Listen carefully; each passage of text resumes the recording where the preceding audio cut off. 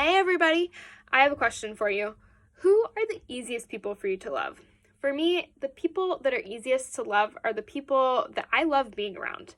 They're the ones who add something to my life. They make it better or make it easier or more fun. They serve me and they help me with things. They're people that I know I can count on, and they add value to my life. It's a lot harder, though, to love people who frustrate me, who make life more complicated, who believe different things than I do, maybe who have a different idea of how things should be done, maybe people who are voting differently than I am. And that's why I'm so glad that Jesus says, if someone's your enemy, cancel them. Kick them to the curb, be done with that, walk away. Just kidding, that's not what Jesus says. In Luke chapter 6, which is where our readings come from this week, in verse 27 and 28, Jesus says this: I tell you who hear me, love your enemies, do good to those who hate you, bless those who curse you, pray for those who mistreat you. This is pretty different than the way our culture handles relationships. We love to cancel people. We love to tell people, hey, you've messed up and that was your chance and you're out. We love to kind of look at people and go, are you going to help me out? Are you going to do anything good for me? And we determine how much we are willing to show love to other people based off of what we think they'll be able to give us in return. But that's not really what Jesus says here. He says, love your enemy, bless those who curse you, pray for those who mistreat you. What does it mean to love your enemy? 1 Corinthians 13:7 says this: love always protects, always trusts, always hopes, always perseveres.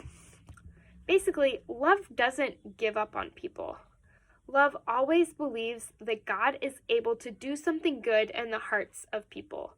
Love believes that nobody is beyond God's ability to redeem. To redeem means that you take something that is like worthless and loses all of its value, and to restore its value. So when we think about God redeeming things, we're thinking about how he's taking things that are broken and he's making them whole. He's making them right. He's making them good and valuable.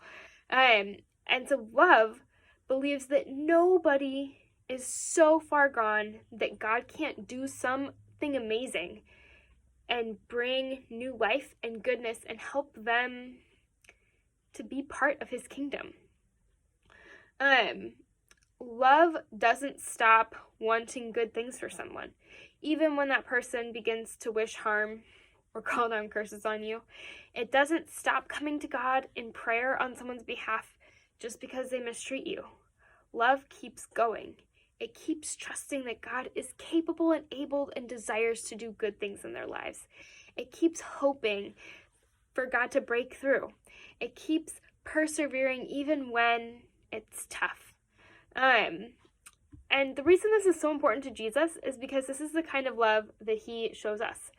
When we were enemies of God, when we fought him, when we mistreated him, when we brought harm to his good world, Jesus responded by laying his life down in our place, by offering his very own life as a gift to us. He goes as a go-between, an intercessor between us and God, even when we don't deserve it. And he pours out his blessings even when we were cursing and harming one another. If we're finding ourselves struggling to love someone, this is the place we need to come back to. The place of how has Jesus loved me before I did anything to deserve it? And how can this love that I've received from him transform the love that I'm able to give to other people?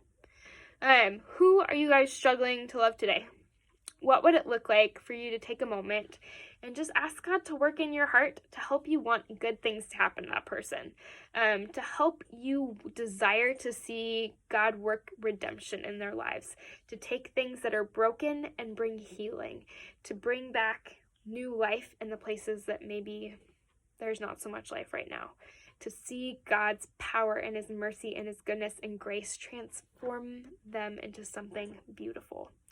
That's a great place to start. It's a place that I often have to come back to. And sometimes I do really good at it for a little bit, and then I always find myself having to come back and ask for more help.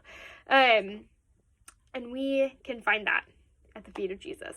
And we know that he loves us even when we struggle, even when we act more like an enemy than a friend.